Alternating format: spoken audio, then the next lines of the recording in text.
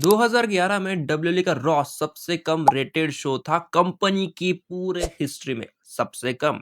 ये वो साल था जब डब्ल्यूडब्ल्यूई लिटरली सब कुछ खोने वाली थी।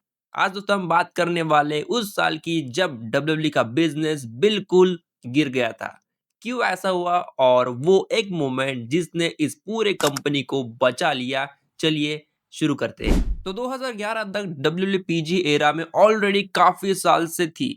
मतलब no blood, no curiosity, no shocking moment, कोई भी एजी कंटेंट तो था ही नहीं।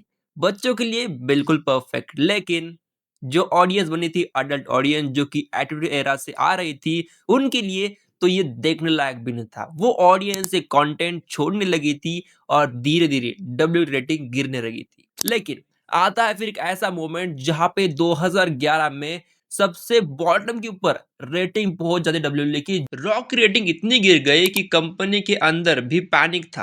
फैंस लिटरली अरीना में बोरिंग के चांट लगाने लगे थे। ये सिर्फ एक बुरा फेज नहीं था, ये एक वार्निंग साइन था कि अगर कुछ नहीं बदला तो डब्ल्यूडब्ल्यूई का फ्यूचर खतरे में है। स्टोरी लाइन बोर हो चुकी थी, सेम फॉर्मूला था, सेम प्रेडिक्शन आउटकम था, कोई रिस्क नहीं था। और इन सब के बीच में एक रेसलर जो अंदर ही अंदर फ्रस्ट्रेट हो रहा था, यानी कि सीएम पंक, वो भी एक अलग कहानी शुरू करने वाला था। लेकिन फिर एक आदमी वापस कर्टन के पीछे से आया और उसने सब कुछ बदल दिया।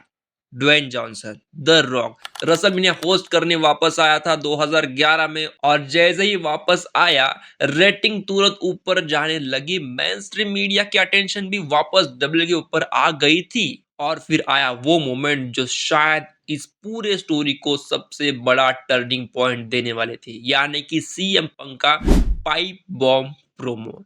ये एक स्क्रिप्टेड प्रोमो से ज्यादा एक रियल फ्रस्ट्रेशन जैसा लग रहा था फैंस को भी। और अचानक से पूरी दुनिया वापस डब्ल्यू देखने लगी। द रॉक की वापसी और सीएम पंक का पाइप बॉम्ब के बीच डब्ल्यू सिर्फ कुछ महीनों में ही डाइंग से सीधा वॉच टीवी बन गई थी। ये वो साल था जिसने लिटरली कंपनी को बचा लिया।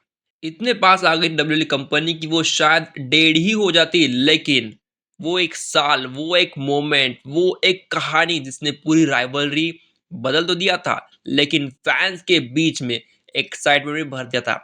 आपने 2011 में रेसलमेनिया देखा था? कमेंट में बताना। और अगर आपको रेसलिंग हिस्ट्री पसंद है तो सब्सक्राइब कर दो और ऐसे ही वीडियो आते रहेंगे।